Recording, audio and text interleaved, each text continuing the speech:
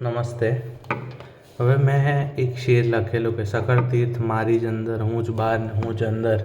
તો એનું કહેવાનું તાત્પર્ય એવું હતું કે ક્યાંય તીર્થયાત્રા કરવાની જરૂર નથી, બધું જ અંદર છે. પણ છતાંય તમારે ક્યાંક નમવું પડે છે. એટલે નાનું મંદિર બનાવીને તમારા ઘરમાં હોય તો ત્યાં પણ તમે નમો તો પણ ચાલે. હવે એ વસ્તુ છે ને મને મારા પડદાદા પરથી ખબર પડી કે એમણે પોતે તીર્થયાત્રા નથી કરી, પણ રોજ ભગવાનને ભોગ ધરાવતા હતા અને દીવાબત્તી કરીને શ્રી રામ જય રામ જય જય રામ, શ્રી રામ જય રામ જય જય રામ એવું કરતા હતા કે જેથી એમની જઠરાગ્નિ મજબૂત રહે અને લાંબુ આયુષ્ય જીવી શકે.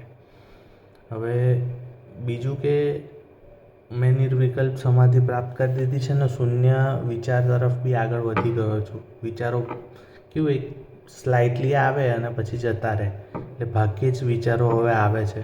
ધ્યાનની પણ જરૂર નથી રહી. હું ધ્યાન લગભગ મંત્રોવાળું ધ્યાન હું લગભગ મારા ખ્યાલથી આઈસમેકમાંથી જોબ છોડીને 23-24થી કરું છું. એટલે 24-25-26 અને 3 વર્ષથી કરું છું ઇન્ટેન્સલી. છેલ્લા 11-12 મહિનાથી પણ છેલ્લા 3 વર્ષથી પ્રયત્ન કરું છું. જુદું પ્રયત્ન કર્યો પછી છેવટે સોલ્યુશન મળ્યું. મેં તમને આપેલું. તો નિર્વિકલ્પ સમાધિમાં પહોંચ્યા પછી પણ તમારે કોઈકને સામે નમવું પડે છે, કેમ કે જેથી અહંકાર ના આવે. ઈગો ડિસોલ્વ થઈ જાય છે નિર્વિકલ્પ સમાધિમાં, છતાં એને કોન્સ્ટન્ટ રાખવા માટે તમારે ક્યાંક નમવું પડે છે. એટલે જો તમારી જોડે એટલા રૂપિયા ના હોય, જેમ કે હું નથી કમાતો તો હું ના જઈ શકું, ખર્ચ ના કરી શકું. મને ખર્ચ કરી શકતો નથી, મારી જોડે રૂપિયા નથી હોતા ને એટલે. પણ જેમની જોડે હોય છે એ કરી શકે છે તીર્થયાત્રા.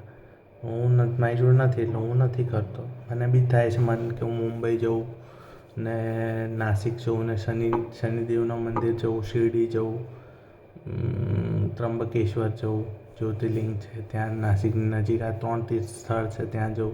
મુંબઈ જઉં તો મુંબઈમાં જુદા જુદા જે આર્ટ એક્ઝિબિશન છે કે લોકોના ઘર છે સુપરસ્ટાર્સના અને ક્રિકેટરના, એમને ત્યાં બહાર જઈને ફોટો પડાવું એવું મન થાય છે. પણ હવે નથી થતું. એના કરતાં ઘરે પ્રયત્ન કરી જોઉં. એટલે પ્રયોગ છે કે ઘરે જો હું કરું છું તો મારું શું પરિણામ મને મળે છે. તીર્થયાત્રા કરવી જરૂરી છે. આયુર્વેદમાં તો લખ્યું છે ચરક સંહિતામાં કે યાત્રાએ જવાથી કે પૂજાપાઠ કરવાથી તમને શાંતિ મળી શકે એમ છે. આમાં અષ્ટાંગ હૃદયમાં બી ભૂત વિજ્ઞાનમાં લખ્યું છે કે પૂજાપાઠ કરવાથી કે ભોગ ધરાવવાથી તમને શાંતિ મળી શકે એમ છે. એટલે મારી અંદર રહેલી આત્મા અને બહાર રહેલી આત્માઓને મેં શાંત કરવા માટે પૂજાપાઠ કરવા જરૂરી છે. નિર્વિકલ્પ સમાધિ પર પહોંચી જાવ ખરી, પણ જે આત્માઓ છે એનું શું? જેમણે નથી પામ્યું એ તમારા થકી પામે એના માટે પૂજાપાઠ કરવા જરૂરી છે. એમને શાંત રાખવા જરૂરી છે, એમને પૂજવા જરૂરી છે, કેમ કે એ તમારા કરતાં મહાન થઈ ગયેલા હોય તો શું ખબર. એટલે મારા પડદાદા પરથી ભીલાલાલભાઈ વૈદ્ય પરથી આઈડિયા આવ્યો એટલે હું ચાલુ કરું છું અને આગળ વધારીશ. અને ભક્તિ છે ને એ છેલ્લું પગથિયું છે. અત્યારે બધા પહેલું પગથિયું બનાવી દે છે. તું ભક્તિમાં કંઠી પહેરીને જય સ્વામિનારાયણ કે હરે રામ હરે રામ રામ રામ હરે હરે, હરે કૃષ્ણ કૃષ્ણ કૃષ્ણ હરે હરે એ કરવા માંડે છે. પણ ભક્તિ છેલ્લું પગથિયું છે. જ્યારે તમે સમાધિસ્થ થઈ જાઓ કે ત્યાં તમે જ્ઞાનથી ઓચાઈ જાઓ કે યોગ કરીને થાકી જાઓ, અર્થાત યોગ એટલે કર્મ. હવે હું જે લખતો હતો ને એક પ્રકારની યોગ જ હતો કે સમય અનુસાર હું યોગ કરતો હતો. એટલે શું કે યોગ એટલે મિલન કરાવતો હતો વાતોનું અને મારા વિચારોનું. એ એક પ્રકારનું કર્મ જ હતું ને યોગ જ હતા. એટલે એ યોગ હું કરતો હતો જ. એટલે પણ એ હું નિર્વિકલ્પ સમાધિ પહોંચી ગયો પછી મને મન નથી થતું, કારણ તો મને વિચારો પણ નથી આવતા. સાચું કહું તો મને વિચારો જ બહુ ઓછા આવતા. તો હું વચ્ચે બંધ કરી દેતો હતો, પછી ચાલુ કરતો હતો, બંધ કરતો હતો, ચાલુ કરતો હતો. પણ એવું થતું હતું. પણ હવે તો કોઈ વિચારો આવતા જ નથી ખાસ. એટલે એટલું સારું છે. જે નિર્વિકલ્પ અને નિર્વિચાર થવાનું જ જરૂરી છે અને એમાં જ ઈગો ડિઝોલ્વ થઈ જાય છે. પણ કોઈકને પૂજવું જરૂરી છે, જેથી ઈગો પાછો ઉપર ના આવે અને તમે શું કહેવાય પાછા ચાલુ ના કરી દઉં લખવાનું ને એવું. એટલે હું કરું છું ભક્તિ. છેલ્લું પગથિયું છે, છેલ્લું પગથિયું છે છેક ઉપરનું, જેના પછી કશું નથી. એટલે તમારામાં જ તમે ખોવાઈ જાઓ, કાં તો કોઈકનામાં ખોવાઈ જાઓ કે કોઈકને પૂછો એ જરૂરી છે. એના માટે મારા પરદાદાને પગે લાગું છું કે એમનો આઈડિયા મને બહુ કામમાં આવ્યો છે. પહેલાં બી મેં નિર્વિકલ્પ સમાધિએ પહોંચેલો ત્યારે મેં કરેલી પૂજામાં પાછો હું ડાઉન આવી ગયો હતો, પણ ત્યારે મને નથી ખબર કે નિર્વિકલ્પ સમાધિ શું છે. આ વખતે સમજાયું, મેં શોધ્યું અને ખબર પડી.